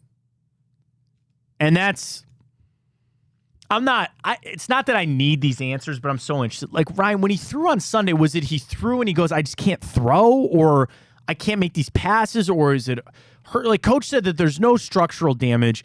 There was a report in the media there was fluid in his shoulder, which I thought was interesting, of inside the joint. Is it just swollen? Is it a bruise? Whatever. And Stefanski wouldn't answer about the fluid thing. He just said that structurally Watson's intact. So we know there's no separation. There's no AC joint problem here. And it sounds like it's just something he's got to work through. But was it for them to sit him down? That told me that mechanically he couldn't throw. A pain tolerance thing, they'll shoot him up with some of that stuff and they'll play. Every player that's battling a pain tolerance thing, they'll find a way. And even if Watson just couldn't make deep throws, or having him out there as a threat, or at least having him on the field to give the Ravens something else to think about, probably would have been better than Dorian Thompson-Robinson. So that tells me that he really, really could not throw the football, and that they were going to put him in harm's way. Because I had this conversation with somebody after the game yesterday. Why not start Watson? And if you needed to go to Dorian Thompson-Robinson, you're no different off than you were if he started. And now, with that 3-quarterback rule, they elevated P.J. Walker. He could have been there as your emergency third quarterback. And that comes into play of, you were going to roll with Dorian Thompson-Robinson, but I guess maybe it's worse than we thought. For that not even to be a thing. For that obviously to not even enter the conversation of, well, we're still going to put you out there, and if you really can't throw, then we'll pull you out, we'll put Dorian Thompson-Robinson in there, and we'll figure it out. They really must have felt that this was the only option that they had of sitting him down. You want to tell me that it's the 4th game of the season and you can't risk losing Deshaun Watson for the year? That probably is what prevailed. That's probably the reason that it happened. Because the ultimate thing is, too, if that was a playoff game, would he have played? You always hear that sometimes with injuries. Oh, man, if this was a playoff game, he would have gone. I don't know. And that's maybe where the Browns kind of lean towards the decision of sitting him. Yeah, it was just the 4th game of the year. Yeah, you fall to 2-2, but you're clearly still in this thing. And going into the bye after 4 games, 2-2, that was in the cards. That was on the table. This isn't like the Bengals that are trying to tread water at 1-3 and are in a load of trouble. Also, you weren't trying to go for 4-0, and then you'd feel a lot better sitting him down. If you're 3-1, nobody would have cared, which again goes back to I'll be more upset about the Pittsburgh game than I am yesterday. Again, of all the games the Browns played, yesterday is the one that I'm upset about the least. I will not be upset about the 2 wins, and I'm more upset at how you played in Pittsburgh than yesterday. You played a really good football team without your starting quarterback, and you got smoked. It's kind of how it goes. Guardians, I don't want to say got smoked, but they got smoked this season. I hate this, Ryan, because when the Guardians season comes to an end, if you grew up playing baseball or softball, in Northeast Ohio, it's the changing of the season. One of the things that I love about where we live is you get a change of the season. You really see it go from spring to summer, summer to fall, so on and so forth. So baseball ending is always sad in a way, but because the summer is over. But this season ending was the last 2 weeks have just been a death by 1,000 cuts. It was just so bad. You're playing out the string. Terry probably deserved better on the way out, but it's over, and now they turn their attention to finding a new manager. I just wanted to give time, as we did last week, a lot talking about Terry Francona, and say thank you to Tito, as so many did. The impact that he had on this town from a sports standpoint, for what he did for the franchise. He set this franchise up to where they're at today, to the success that they have had. And there's going to be a big hire. This is massive of what they want to do on what manager fits to bring in here. I know it was Gabe Kapler just got fired, and there's going to be a list of guys that will be available that they'll go after. That's all secondary right now. Kind of the same thing with the Guardians. When you have a team, when you have a season that comes to an end and it doesn't go the way you want, you just need that buffer period just to kind of get away from it. I don't ever like saying that I'm happy that the baseball season is over, but I am. It's done. They didn't play to expectations. They fought through injuries. I think this offseason is going to be massive for a lot of things. The managerial thing, sure. What are you doing with Shane Bieber? Can you get Tristan McKenzie back to a healthy standpoint? Can you find some back-end bullpen help other than Emmanuel Clase? There's still holes in this lineup that need to be filled. But Ryan, I actually feel really bad to say I feel a giant wave of relief now that this season is over for the Guardians. I probably shouldn't have cared as much as I did more recently, but just the fact that it's done, it's over, and we can just kind of flush it and be done. I'm happy that the offseason is now here for the Guardians. I am. Yeah, I'm excited because that means it's basketball time almost. So. Oh, we're around the corner, man. We are around the corner. A couple of weeks. I've been missing the Cavs lately. I think big season for the Cavs coming up, certainly. But congratulations to Tito. Enjoy retirement. I know he's got some big surgeries coming up, health things related to him, all that. So wishing him the best. We'll talk Guards sooner rather than later, I'm assuming, when they hire their manager, but that'll be for another day. All right, let's catch our final break of the morning. When we come back, we'll get you our typical bets for Monday Night Football tonight. We got Seattle. We got the Giants. We'll get to that, including our big play boost for tonight that you can get same game parlay as well. So we'll get to all that, and we'll put a bow on the Browns too. I'm ready to move forward. I was frankly ready to move forward this morning when I woke up and I said, you know what? I just chalked that game up for what it is. But we'll truly do that. We got a busy bye week coming up. We'll hear from Stefanski later. We do have some big injuries for the Browns. We'll put a bow, wrap up the Browns, and move forward. And we'll do it next. Fontana Show right here on Big Play.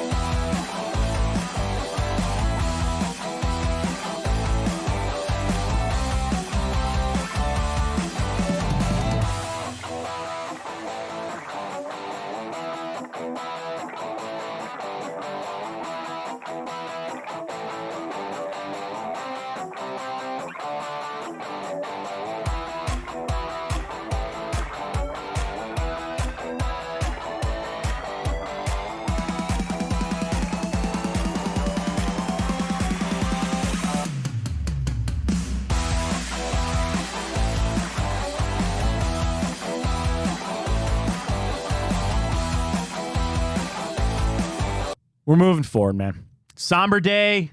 You're upset. Browns lost. There's a joke to be had about us losing against the Ravens. This is not something new. You got smoked. It's okay. It's okay. I know it sucks. You're going to have to deal with it through the bye. The Browns are still in a good spot, and we're going to move forward. Welcome back, Matt Fontana Show right here on Big Play. Appreciate you joining us this morning. I'm Matt Fontana. He, of course, is Ryan Tyler. Follow us on Twitter at Matt Fontana Show. Video streams there every morning. You can always go back and watch it as well. You want just the audio side of things, go get it Apple, Spotify as well on the podcast side of things. And then, again, Facebook, YouTube as well at Matt Fontana Show. We are across the board. We actually, just this morning, Ryan, got our numbers for September. We're going to get up there, but almost 100,000 people. Not a bad first month. Not bad first month. We've only been doing this about a month, so don't forget about all the shows. Reflog tonight, the Hanford-Dixon football show with Greg Williams. Of course, Chico's show coming up at noon. You talk basketball, Booby Gibson show will be back before you know it. Josh Maria Cribbs on the return. Bobby Carpenter's show. Big Play, Big Bets there. With Dave and Nick on some of their picks. Drennan's show. Ted Ginn's got a new show. We're ready to roll. So it's been awesome. It's been great. I appreciate everybody joining us as well throughout the month. So again, I'm really impressed with that. Almost 100,000 people joined us sometime this month here on Big Play. Just kicking things off. Got some big things coming as well as we get ready for Dude, we're in October. It's second already. I can't believe it. We're in October. It is one of my favorite months of the year. Flush this, move forward. That's what good teams do. When you have a clunker, got a bad game, you don't let it deviate from the ultimate goal. Folks, the Browns' defense is still very good. Deshaun Watson, hopefully continuing to ascend. And if I'm crazy on that, and I'm grasping at straws for hope, do you want to know why? It's because all I got. It's all I've got. This team is different than a lot of teams that we've had in the past. Yeah, injuries have taken a good old bite out of our rear end so far. It is what it is. I just want every ounce of my being to not go back to 4-12 and I know 4-13, whatever. You know what I mean? I don't want to go back to that time where I just see it just a spiral, and it's just every week we're talking about firing the coach and we're running through coaching lists and another coaching hire, and this guy's not the right tackle, left tackle, quarterback. I want to avoid that at all costs because it's what I've done for 20 years. It's what you've done for 20 years as a fan of this team. So am I just being blindly optimistic? Yeah, because it's all I've got. It's all I want to do. Just try to believe that it'll be okay. We are so conditioned to what do? We watch the Browns play on Sunday, and then come Monday, either joy or sadness. And that's how it goes. And trying to make declarations, and you watch a game and you want instant reaction and instant analysis. You know what you really want? Answers. And I'm sorry to tell you, there are no answers from Sunday's game. You might try to pull one out about Kevin Stefanski. You might try to pull one out about Dorian Thompson-Robinson. I'm telling you, it is a futile effort. There's no point. There's no point in trying to grab anything out of that game. And I'm not going to. I won't sit here and try to tell you that we need to do this or do that. You want to nitpick about, Ethan Posick went down. Browns run game. Browns offensive line run blocking. Okay. I guess you can try. I don't want to sit here and try to tell you that Kevin Stefanski's not the right guy. Deshaun Watson's this defense. I've got nothing. You had a bad game when you lost your quarterback a couple hours before the game started. You were supposed to lose that game, and you did. Fine. We move forward. We try to find a way to move out into the rest of the season. You got to stew on this for a bye. Bye obviously is coming at a good time. Deshaun Watson clearly needs it. Needs the time off. Myles Garrett, the big one for me today, though, is Ethan Posick. Left the game on crutches. He needs an MRI. He got that knee kind of rolled up on. You could do worse than Nick Harris at center, but that's yet another change. On this offensive line that we came into saying this is one of the best in the league, you are now potentially going to have to change out 2 starters, and Jed Wills is playing to an even bad level for Jed Wills. Hey, you want to know the positive? Was anybody really bitching about Jed Wills after the game yesterday? No, because everything else was so bad, nobody even brought him up. There you go. There's a positive to take out of it, too. Ethan Posick might be a big one, though. If you got to lose him, again, I want to stay positive on Nick Harris. That guy was supposed to start. But Ryan, he has not had a lot of starters reps in the NFL. He's gotten some reps in practice, like when J.C. Treader wasn't practicing and all that. But correct me if I'm wrong. If he plays, that'd be his first career start, I think. Probably should have looked that up. But at least they had confidence in Nick Harris to be the starting center, and then he got hurt. So at least there's that, right? Yeah. Nick Harris. Pro Football Reference is what I'm looking for. He has started one game in his career back in 2020. So there you go. So if you got to turn it over to Nick Harris, you're going to have to do that. But I think a big announcement today, if we get any news, is going to be on Ethan Posick. We move forward. We flush it. We got a lot to talk about this week coming up. We'll hear more from Stefanski tomorrow. Andrew Berry will speak. And he always speaks at the bye week. I don't really know if there's giant questions to be had as far as personnel or trade decisions or that. I mean, maybe some contract extension questions that he won't answer like he always does, but be interested to talk about what Andrew Berry is going to say tomorrow. So we'll do that because he will speak a little bit after our show. Kevin Stefanski coming up a little bit later, but it is time, Mr. Ryan Tyler. Let's make some money. Let's do it. Tipico. Here we go. Monday Night Football. MetLife Stadium, they at least had the right field. Remember when the Jets and the Giants were on Monday, Sunday, and they had that horrible Giants looked like they painted the field. At least the Jets field was the right field tonight. But we do have Monday Night Football. The Seattle Seahawks making a long trip over there to MetLife Stadium. It is Seattle. Now, Ryan, favored by 2. I had it at 1, so some money coming in on Seattle. Of course, Seahawks coming in with a 2-1 record. Giants are coming in at 1-2. Seattle lost to the Rams, ripped off 2 straight wins against the Lions and the Panthers. And then, of course, the Giants lost to the Cowboys, beat the hapless Cardinals, and then got beat down by the 49ers. 2-point game tonight. You and I had already made our selections on Friday. We differ. I got the Giants at +1. You took Seattle minus the 2. Let's get to our Tipico boost, though. Because I did see one. And again, I think this boost is kind of counterproductive for me because I think Seattle's going to win the game tonight. And by the way, Saquon Barkley doubtful, if I'm not mistaken, right? Like I don't think he's going to play tonight. Yeah, I'd be surprised if he suited up. Saquon, yeah, he's out. He's not going to play tonight. All right, Tipico's got it at 1.5. The boost that I thought was pretty interesting, I guess I could still take this because I could take Seattle to win. Daniel Jones to record 270 passing and rushing yards combined is boosted to 101, plus 101. And Daniel Jones on the year, 137, 321, and 104 passing. Maybe that's a little too rich for my blood. Rushing. Oh, sorry. I got to flip over to rushing. 5, 59, and 43. So if you give me, I'm going to average that out and say he's going to rush. I think he's going to rush for 40 yards tonight. So the question is, do I think he's going to throw for 230? It's a lot. It's a lot. Seattle's defense, not the best in the league right now. Again, giving up 30, 31, and 27 to Andy Dalton and the Panthers last week. I might stay away from that boost. Anytime touchdown score, I love Kenneth Walker. I love Kenneth Walker, minus 130 tonight, so I'll take him as an anytime score. A little same-game parlay. How about this? Alternate spread. What if I took the Seahawks, who I believe is going to win the game? What if I took them minus 3? I'll throw that in. Then I will go Kenneth Walker anytime Kenneth Walker 40-plus rushing yards. Let me throw that on in. All right, I'm already up to plus 212 there. Anytime touchdown score, Kenneth Walker. 3 selections.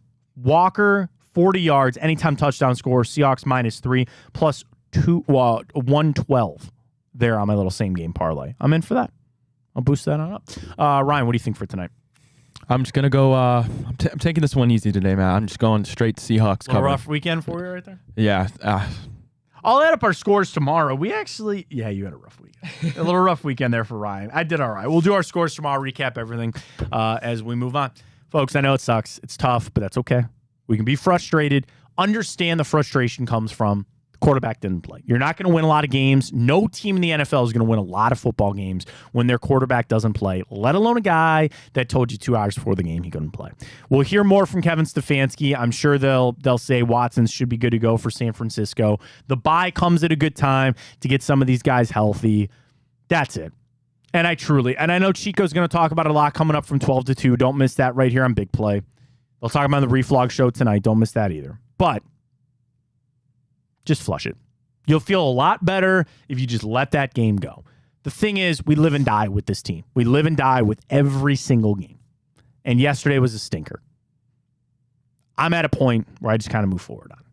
So that's where we're at. We'll have plenty of stuff coming up this week on the show. Don't forget about that. So we have 2 for Tuesday tomorrow. We'll be back 9 to 11 as we are every single morning right here on Big Play. Again, get us on Twitter at Matt Fontana Show. Catch us up on the YouTube page as well, Matt Fontana Show. We're on Facebook. And then you can just follow Big Play or go to bigplay.com for all of our merchandise, all of our show schedules. It's up there. It is a Monday, so we got Reflog show tonight coming up at 9. Drop a follow on Big Play as well. And then Chico, as I mentioned, 12 to 2. We got you all covered. We got you covered. We're here for the sympathy. Sometimes a little moratorium Monday, but we got you covered. Big Play, where you want it, how you want it, and when you want it. The new way of consuming and enjoying all your sports entertainment with our friends here at Big Play. That's it. We'll put a bow on this. It'll be all good. We'll be a lot better moving forward, and we'll do just that. For Ryan Tyler, I am Matt Fontana. Monday in the rearview mirror, and as always, take it easy.